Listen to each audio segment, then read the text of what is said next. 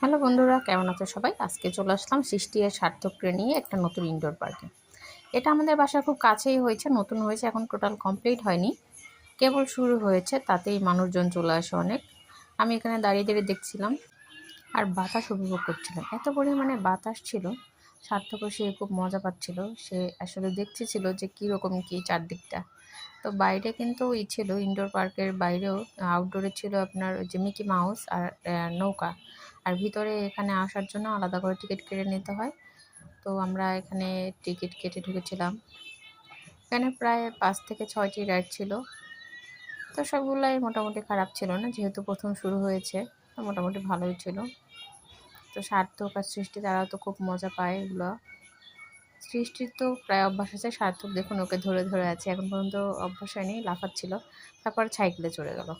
সাইকেলে আমি খুব ভয় পাচ্ছিলাম যে সার্থক পড়ে যায় কিনা, কিন্তু সার্থক দেখলাম বেশ ভালো শক্ত করে ধরে থাকে।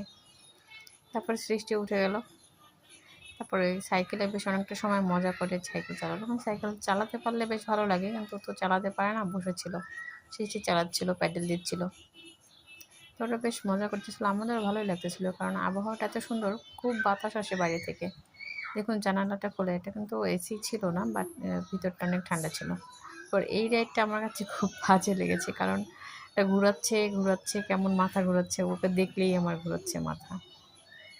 কিন্তু ওরা মজা পাচ্ছিল কিনা জানি না, আমার মাথা ঘোরাচ্ছিল। তারপরে ঘোড়ার চক্করে চড়িয়ে দিলাম। সার্থক আর সৃষ্টি একটা চড়তে পারছিল না, বা সার্থকের একাও ছাড়া যাচ্ছিল না। তারপর অন্য একটা বাচ্চাকে দিয়ে চড়িয়ে দিয়েছি, সে বাচ্চাটাও কান্না করতেছিল ওঠার জন্য। এই অবস্থা। যাক, ঘোরাঘুরি করে লাস্টে খাবার খেতে চলে আসলাম। খেলতে খেলতে ক্ষুধা পেয়ে গেছে বাচ্চাদের। তো আজকে এই পর্যন্তই, আবার অন্য একদিন দেখা হবে। Tata, bye bye.